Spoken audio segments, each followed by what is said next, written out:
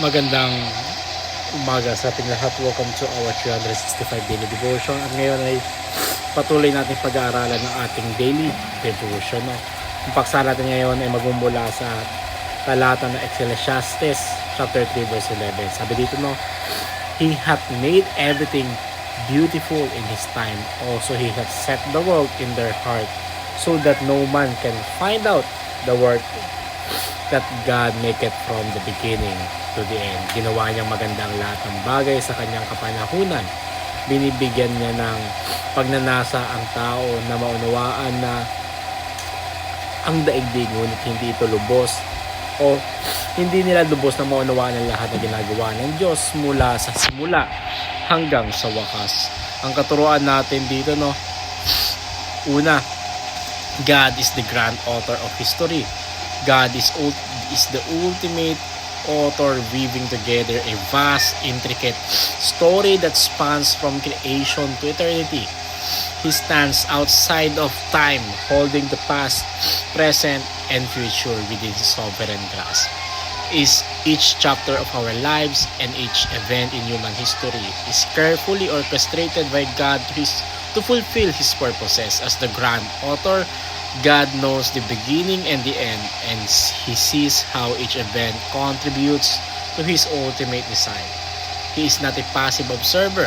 He is an active participant who shapes and directs our lives according to His will.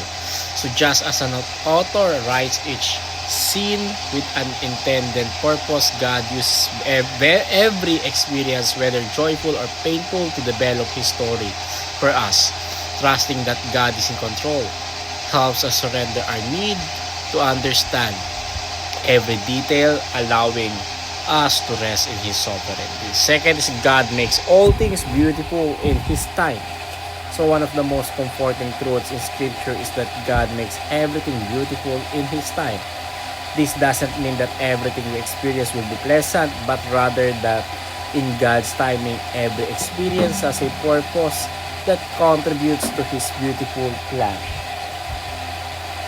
Seasons of hardship, waiting, and struggle are not wasted. They are threads in the tapestry of God's design that contribute to a greater, more beautiful picture. So it's easy to lose hope when life circumstances seem bleak, but remembering that God has a perfect timeline allows us to see beyond the present moment.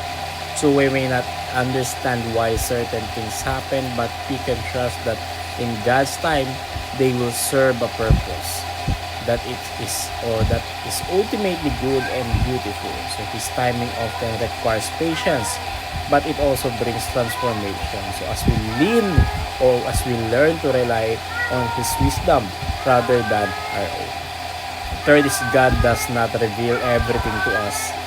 So God in His infinite wisdom does not disclose every detail of His plan.